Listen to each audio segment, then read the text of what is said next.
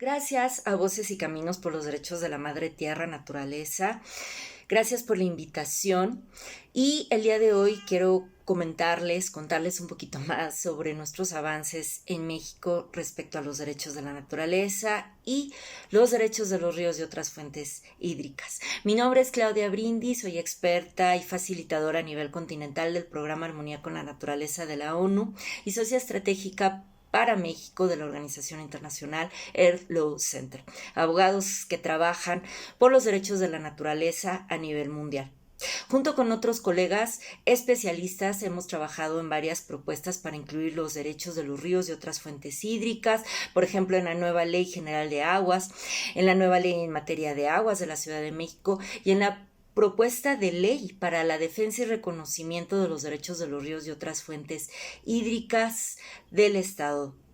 de Oaxaca. Esta es una ley histórica, de verdad, la primera en su historia en lo que se refiere a derechos de la naturaleza y esperamos poder replicar estas propuestas de ley en otros estados y también en Latinoamérica y otros países. También hemos dado asesoría y acompañamiento para las propuestas de reforma constitucional para incluir los derechos de la naturaleza en la Constitución Política de los Estados Unidos Mexicanos, en la Constitución del Estado de México y el Estado de Oaxaca. Nuestras propuestas para incluir los derechos de la naturaleza y los derechos de los ríos y otras fuentes hídricas obedecen al principio 1 de la Declaración sobre Medio Ambiente y Desarrollo de Río de 1992, el cual establece que los seres humanos tienen derecho a una vida saludable y productiva en armonía con la naturaleza. El documento resultante de la Conferencia de Naciones Unidas sobre Desarrollo Sostenible Río +20, titulado El futuro que queremos, también reafirma la convocatoria a contar con enfoques holísticos e integrados del desarrollo sostenible que guíen a la humanidad a vivir en armonía con la naturaleza y conduzcan a desarrollar esfuerzos para restaurar la salud y la integridad de los ecosistemas de la Tierra. Además, en la Agenda 2030 de la ONU, dentro de sus objetivos están acción por el clima, vida submarina, vida de ecosistemas terrestres, agua limpia y saneamiento, salud y bienestar. Todos estos objetivos se interrelacionan. El Consejo de Derechos Humanos de la ONU encontró que la degradación ambiental impacta el goce efectivo de todos los derechos humanos, de forma directa e indirectamente. Un mundo natural sano proporciona seguridad alimentaria, salud humana, medicinas, bienestar, aire limpio, agua, una realización cultural y espiritual y también contribuye directamente a los medios de subsistencia de las personas. La degradación de los ecosistemas ha sido evaluada como una amenaza para garantizar el agua para el 80% de la población mundial. El derecho humano al agua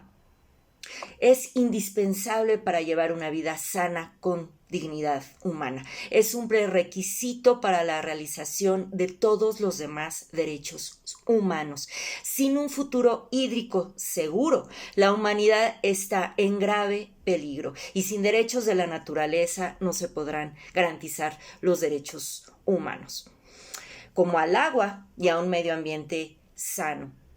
El 5 de noviembre, el Senado de nuestro país, México, ratificó el Acuerdo de Escazú, que es el acuerdo regional de acceso a la justicia en asuntos ambientales en América Latina y el Caribe sobre los derechos de acceso a la información ambiental, participación pública en los procesos de toma de decisiones ambientales y acceso a la justicia en asuntos ambientales, así como la creación y el fortalecimiento de las capacidades y la cooperación, contribuyendo a la protección del derecho de cada persona, de las generaciones presentes y futuras, a vivir en un medio ambiente sano y al desarrollo sostenible. Los derechos de la naturaleza se han reconocido en otros países como Ecuador, Bolivia, Colombia, Nueva Zelanda, India, Bangladesh y, como les he venido contando, México.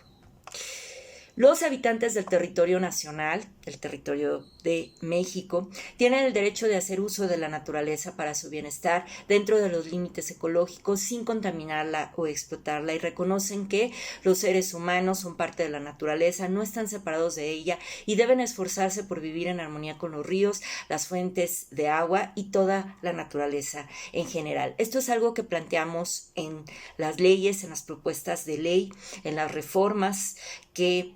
proponemos, así como que todos los derechos de la naturaleza, incluidos los derechos de los ríos y otras fuentes hídricas, y los derechos humanos al agua, al saneamiento, a un medio ambiente sano, son inseparables, que la naturaleza es un ser vivo, indivisible, y está conformado por todos los ecosistemas y especies, por lo tanto, se reconocen sus derechos como un ente colectivo sujeto de derechos. Entre sus derechos están a la preservación, a la protección de los elementos que la conforman, a ejercer sus ciclos naturales y vitales y sus funciones ecológicas, a la restauración integral de su equilibrio ecológico y a ser legalmente representada. Hay varias aproximaciones a los derechos de la naturaleza, pero todas tienen que basarse en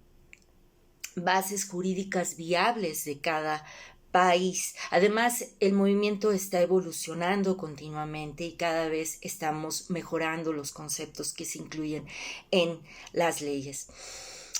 Asimismo, también están los derechos de los ríos y otras fuentes hídricas,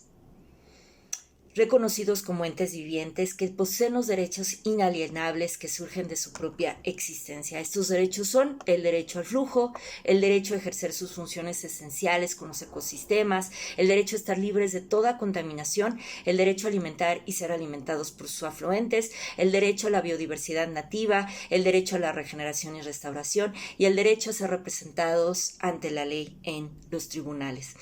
Como expertos y especialistas de la ONU y de la Organización Internacional Earth Law Center, les hacemos una cordial invitación para que se sumen al movimiento mundial de los derechos de la naturaleza, para que más países, además de México, otros países hermanos de Latinoamérica y el resto del mundo se unan hacia un cambio de paradigma, un cambio de pensamiento, de lo antropocéntrico a lo biocéntrico, donde la vida sea lo más importante. Y con esto no solo garanticemos la salud y bienestar de los seres humanos, sino también la salud y bienestar de todos los seres vivos y la naturaleza, por nosotros y por las futuras generaciones. Gracias nuevamente por esta invitación y por este mensaje que estoy llevando a todos ustedes. Gracias por escucharme y sigamos